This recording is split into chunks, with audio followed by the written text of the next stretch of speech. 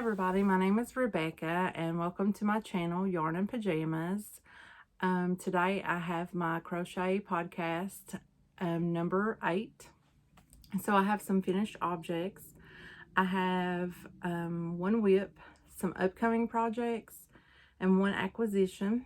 It's really warm here today in Indiana. It's up in the 80s and I'm film upstairs in my bedroom and it is pretty warm up here with no fan or air conditioner. So I'm going to make this one like super quick.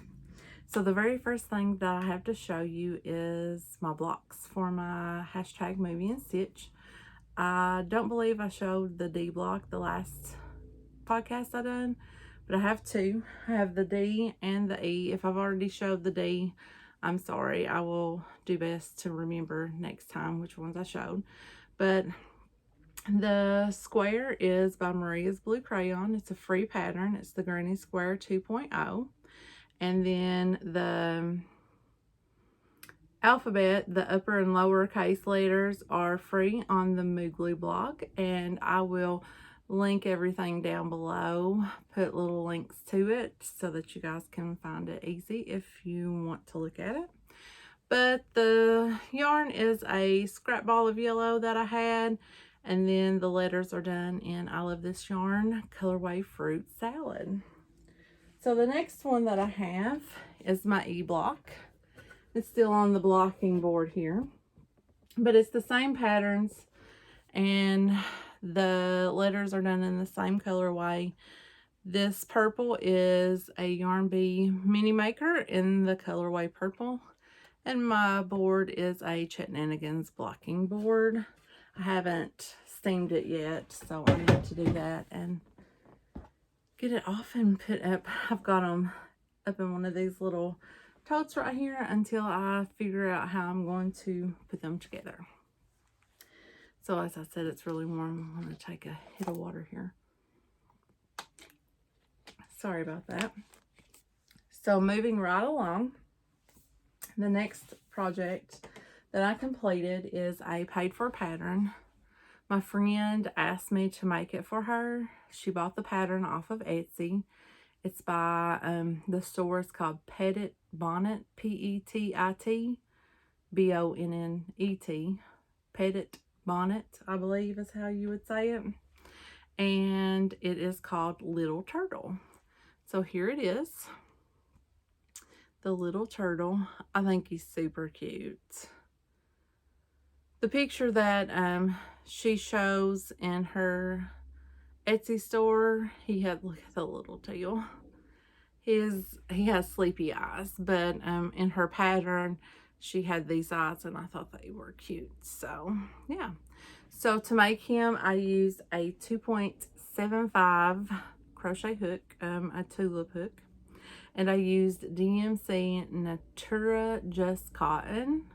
And the colors that I used are light green for his head and his little body parts. For his top shell, I used chartreuse. And his bottom shell is called Nacar, N-A-C-A-R. And the little bits for his eyes are actually Shepyace yarn, the Katona cotton, and jet black and snow white. So there he is. And I thought he was so cute and so little that I thought that he needed a mother. I mean, he's so tiny. He needs a mother. So I made him a mommy. And I used Bernat's blanket yarn for this. And this one is Go-Go Green. And this is lime or bright lime, I believe. And then for the eyes, I just use a scrap of worsted weight, white and black. But it's the same. I used a J hook, a 6mm to make it. I should have used like a bigger one to do the little circle in the middle. She's got kind of a point, but oh well. So there's mommy and baby. I'm going to take these to my friend tomorrow and give them to her. So moving right along, I made me some more gnomes. I've got some people with birthdays coming up, so I thought that I would make some birthday cake gnomes. Yes.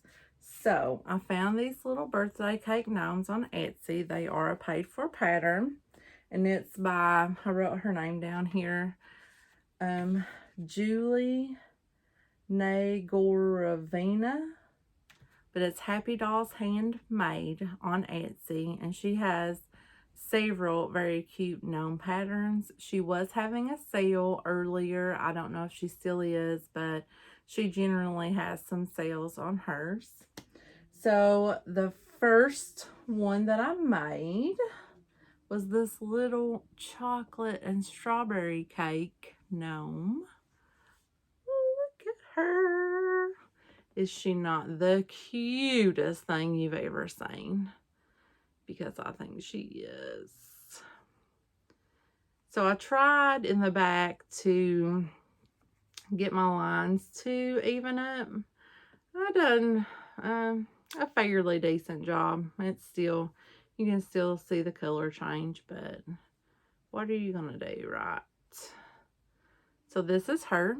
So I used a 2.20 millimeter hook, a tulip hook, and I used Shepyace Katona cotton, and I will tell you the colors. Start from the top down to the bottom. So the yellow is lemon. This little bit right here for the inside of the flame is scarlet. The candle itself is powder pink. So you got the vanilla buttercream icing here, and here is bridal white. The strawberry glaze on top, the drip glaze, is a marshmallow. And then down here we have the brown. The chocolate is called root beer. And we have the repeats of the marshmallow and the bridal white. And his little nose and hand bits are shell or nude. Mine says shell, but I've seen it both ways before. And then her hair is just a scrap bit. I believe it's I Love This yarn. Just a scrap bit of pink. I thought it would go. There's what the bottom looks like. So she's chocolate. So I really, really enjoyed making her. And I had so much fun making her that I decided to make another one. I had specifically bought this marshmallow to make the birthday cake gnomes, and I had accidentally bought 2 skeins of it, so I thought I'll just make another one and make a strawberry one. So here's the second one that I made. She is a strawberry shortcake with raspberry ganache. That's what I'm calling it. So it's the same pattern. I use the same hook. The candle is the same color. I've got the lemon, the little tiny bit of scarlet, and the powder pink. The white is the same. It's bridal white. It's kind of like a milky white. I really like it, and it's one of my favorites. I use it a lot. So the light pink is marshmallow. There it is on the bottom. You got the bridal white again. And this pink right here is called Colonial Rose. So she is strawberry. She's got some raspberry ganache and some cream in there. And she's got some raspberry ganache drizzling down. Get all fancy with my birthday cake gnomes. And then I use the same color of worsted weight yarn. I just brushed it out and done a braid. I wanted them to kind of curve over and in. I thought about putting like a little something here to cover the things, but I thought, no, I like it just like this. So here they are together. I thought they turned out super cute. I was really excited with them. I want to make another one, and do a dreamsicle version. Do some oranges and creams. I think that will be just so pretty. I've got my, let's see, what does it say? Wake Me When Winter is Over shirt on, and it pretty much is over. So I need to wake this, but we're in Indiana, so, you know, it's probably going to snow like 3 foot next week. But any old Hoosier. So the next project I worked on, I seen Michelle at Pixie Marie Creates and Ella at No Catchy Name making the bumblebees by Hooked by Robin, which is a free pattern. So I decided that I wanted to make some as well. So I made this little guy in Bernat blanket yarn. I used a 7.0 millimeter hook to make him, and these were scrap balls that I had, so I don't know the colorways. Well, this one obviously is black and white, and this is, I want to say maybe like school bus or school bus yellow, something like that. So I made this one for the same friend that wanted the turtles. And I wanted a shorter one, so I tried to make another one and have her be shorter and have her not have such a pointy nose. But I like, after I made it, I was like, oh, I don't know if I like the shorter one. I kind of like the bigger one. But I didn't have enough of these color, of this purple, to continue doing that. So I just went with it. And that's going to take me into my whip, which is another bumblebee. And it's a pink bumblebee. I've got her bits stuck down in here. So her ball. She's going to be a little bit bigger than the purple one, but not quite as big as the yellow one. But I used a different size hook on her. It was a 8 millimeter hook. It was an 8 millimeter hook, and then for the nose, the center ring, instead of doing the 6 single crochets in a magic ring and then increase around, I just went ahead and done 12 single crochets in the magic ring and then started the pattern, and it made it lay flatter instead of giving it that bump out like the other two have. So I'm going to finish this one up and probably make one more and send them down to my nieces and nephew and let them have a bumblebee. I have a ton of scraps of Bernat blanket. I have a ton of like unused skeins as well. I was real big into the Bernat blanket yarn for a while, and you know, I moved on to something else, but I would like to get as much of it used up as I can, because I'm probably going to get rid of the majority of it because it just takes up so much space, and I don't really have a whole lot of space to dedicate to it. I have a huge coffin size tote in my closet full of it, and then another tote just sitting over here like a normal size tote. So yeah, so I'm going to try to make some bees up and then probably try to get rid of them. So the only acquisition that I have is I bought a new pair of scissors. I got these off of Amazon. I just really liked the way that they looked. They were just black. But here they are. Oopsie daisy. I like to use, like, you know, the little scissors, and I'm forever losing them. So I like to have multiple pairs laying beside my recliner where I like to crochet at. That way I can readily find one. So that's all of my finished objects, all of my whips, all of my, well, my active whips. I still am working on my bunny rabbits. I just done like a little bit on the Libra bunny rabbits, not enough that I brought them up here to show. And then I also done a little bit on the other mermaid gnome, but it was just a little bit on his hat. So nothing significant to even weren't packing up the stairs and bringing up here.